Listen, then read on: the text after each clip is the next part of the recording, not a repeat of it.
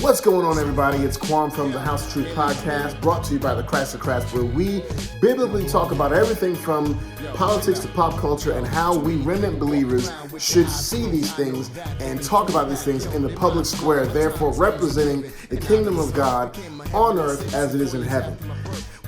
If you have been around and watching TV and seen what's going on, you know a person named Candace Owens. She is a black conservative who is very outspoken and ruffles a lot of feathers on both ends of the spectrum when it comes to talking about things that have to do with race relations in this country, and she dovetails into other political subjects, but mainly things that have to do with race relations. And basically what she does is she's been used as a battering ram to expose, so to speak, the lies and expose the tactics of the left and how they try to bully you into thinking how they think, when a lot of stuff that they talk about and think about is illogical and unbiblical and evil. And she's not perfect. She doesn't do things all correctly. She seems, I guess, to claim to be a believer, but we don't know about her personal life when it comes to that. However, she, is a very polarizing subject and has done a lot to push the conversation forward, being friends with Kanye and whatnot. Recently, she came out with a documentary called The Greatest Lie Ever Told, and it is supposed to be about exposing BLM for who they really are, Black Lives Matter for who they really are. And here on this channel, we like to keep it real. We want to keep it 100 with you so that you have the correct, outlook on things so that you can defend your positions correctly. Now, before we go on, I want you to know that we are decidedly here at the Christocrats and at the House of Truth. We are decidedly Christian. We are Christian all the way. Scripturally based. We base our political ideologies and what we promote and who we promote based on who is closely related to what the Bible has to say about these subjects, right? And so that firmly, squarely puts us in the middle of the conservative camp. However, we are not more conservative than we are biblical. And if we are biblical, we are looking for the truth in the matters. So in that, I'm going to give a review of Candace Owens' documentary called The Greatest Lie Ever Told. And I'm going to give you some opinions on it and maybe give you some ideas on this subject that maybe you didn't think of. Now, Candace Owens, she went out there and decided to record, a lot of footage and talk about BLM and their deception and how they deceived the world, basically. And I believe it was a good thing to do. However, in my opinion, and if you watch it, I would encourage you to go ahead and watch it. Go ahead and get on Daily Wire if you can and watch the documentary. But my opinion is that she could have done so much more with this documentary than she did. I am not like other creators on here who are supposed to be black and supposed to be conservative who seem to have a bone to pick with Candace Owens. But I'm going to give an honest, balanced critique of this documentary that you see going on behind me. So Candace Owens, again, promoted this documentary as the big expose on BLM for those who had not seen it, who don't know, who weren't keeping up with what was going on. And so I was anticipating watching that and seeing that. What surprised me and what I think was unnecessary was that she opened up the documentary and half of the whole documentary was talking about George Floyd. It barely, I'm talking about literally half of the documentary was talking about George Floyd and the lies and issues that she feels was told about George Floyd. Some of them were true and all that. And she goes into depth about talking to his roommates, his former roommates, and she plays part of the original police tape. She talks to experts, forensic experts and stuff like that, basically exposing the lie that was fed to us about George Floyd and what it caused and how it caused turmoil and damage and millions of dollars of damage and all that. And then halfway through that, she tries to segue that into BLM. Halfway into the documentary, it's already halfway over before she even starts talking about the lie of BLM. So this documentary felt a little disjointed. What she didn't do was really drive all the way home all the plethora of information that she could have that could have really driven BLM into the ground for even those who supported them. There's so much information out there that's pointing towards them being a fraudulent organization, as they were, just out there to sway the opinion of the masses and steal money in the process, get money in the process. But what she did was she used half of the documentary to talk about George Floyd, which made it seem like it was more of a, I don't want to say vendetta, but it was more like she was trying to prove herself to be right.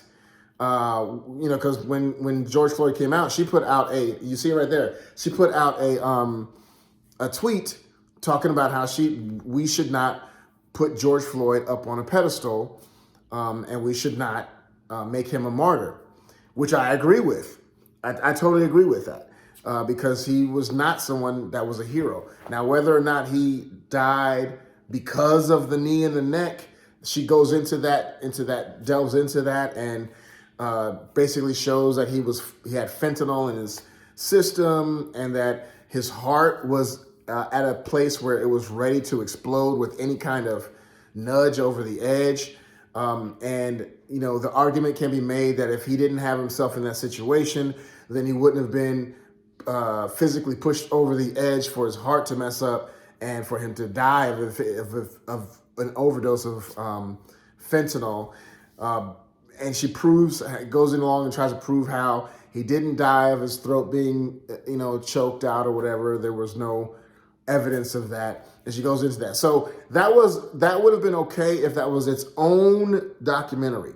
But she switches halfway through and starts talking about BLM. And it was very disjointed, and she could have done a much better job fleshing out. She could have done a whole hour and a half on BLM. She went to Patrisse Cullors' house and tried to get an interview, and it showed Patrisse Cullors' reaction, and she's crying and and all of that. And she what was very eye-opening, what was very good about this documentary was the listing, the systematic listing of what they spent their money on. And then if you look at that, then you would definitely see what BLM was actually about. I'll let y'all in on a little secret. BLM started right around the time, if not right when or right after the death of Trayvon Martin, if you guys remember that. That's when BLM started. That's when they started to get their popularity and money began to start rolling in.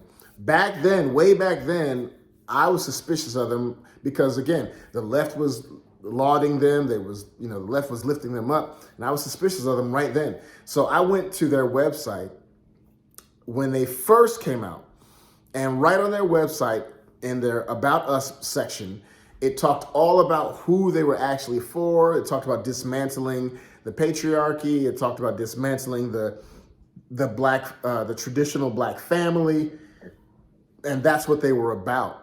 It was very little about actually helping black people as we are and against police brutality. It talked about that, but it had a whole long section about LGBTQ stuff and transgender stuff and getting rid of the black all of that.